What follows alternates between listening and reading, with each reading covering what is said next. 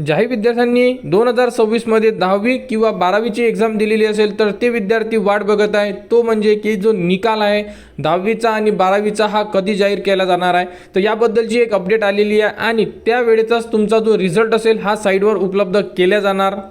तर बघू शकता, जेही विद्यार्थी 12वीला असेल तर त्यांचा जो रिझल्ट आहे हा मे महिन्याच्या पहिल्या किंवा दुसऱ्या आठवड्यामध्ये जाहीर केला जाणार आहे, कारण की लास्ट इयरला सुद्धा त्याच पिरियडमध्ये त्यांचा जो रिझल्ट होता हा डिक्लेअर करण्यात आलेला होता आणि हा रिझल्ट दुपारी 1 वाजता उपलब्ध केला जाणार आहे। जी एक्झॅक्ट तारीख आहे, जसे की आपण सांगितलं आहे की पहिल्या किंवा दुसऱ्या आठवड्यामध्ये, तर हा जो टाइम टेबल हा अंदाजे असणार आहे, कारण की जे स्टेट बोर्ड आहे त्यांच्याकडून एक परिपत्रक जाहीर केले जाणार आहे आणि त्यामध्ये एक्झॅक्ट जी डेट असेल, म्हणजे कोणत्या तारखेला रिझल्ट हा डायरेक्टली साईटवर उपलब्ध केल्या जाणार आहे त्याबद्दलची माहिती लवकरच उपलब्ध केल्या जाणार आहे। आणि 10वीचा निकाल लागल्याबरोबर बघू शकता तुम्ही, तर तिथून एका आठवड्यानंतर म्हणजे 7 दिवस किंवा 10 दिवसाच्या टाइम पिरियडमध्ये 10वीचा निकाल म्हणजे दुसऱ्या किंवा तिसऱ्या आठवड्यामध्ये हा जाहीर केला जाणार।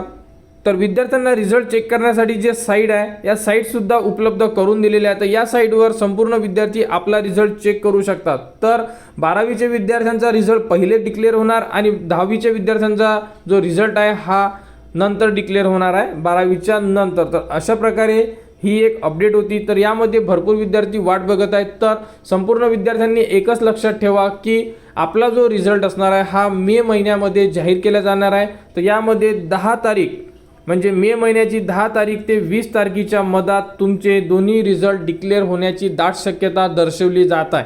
तरी ज्यांनी पेपर दिलेला असेल 10वी आणि 12वीचे तर त्यांनी वेट करा, त्यांच्यासाठी लवकरच महाराष्ट्र बोर्डकडून संपूर्ण A to Z माहिती साईटवर, म्हणजे जीही साईट दिलेली आहे महाराष्ट्र स्टेट बोर्डची त्यावरती सुद्धा उपलब्ध केली जाणार आणि परिपत्रक सुद्धा लवकरच साईटवर उपलब्ध केले जाणार। त्याबद्दलची माहिती तुम्हाला आपल्या चॅनलवर देण्यात येणार। आणि जेही विद्यार्थी 10वीला असेल तर 11th ॲडमिशनची प्रोसेस सुरू झालेली आहे, त्याबद्दलची माहिती आपण आता व्हिडिओ देणे सुरू केलेला आहे। तर जेही विद्यार्थी 11thला ॲडमिशन घेत असेल त्यांनी आपले डॉक्युमेंट्स रेडी करा आणि आपल्या चॅनलच्या कनेक्टमध्ये राहा।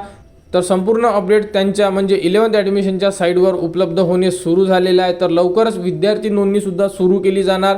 तर 10वीच्या निकालाबद्दल जीही अधिकृत घोषणा होईल त्याबद्दलची माहिती तुम्हाला आपल्या चॅनलवर देण्यात येणार। त्यासाठी आपल्या चॅनलच्या कनेक्टमध्ये राहा, चॅनलला सबस्क्राईब करा व हा व्हिडिओ इतरांपर्यंत शेअर करा।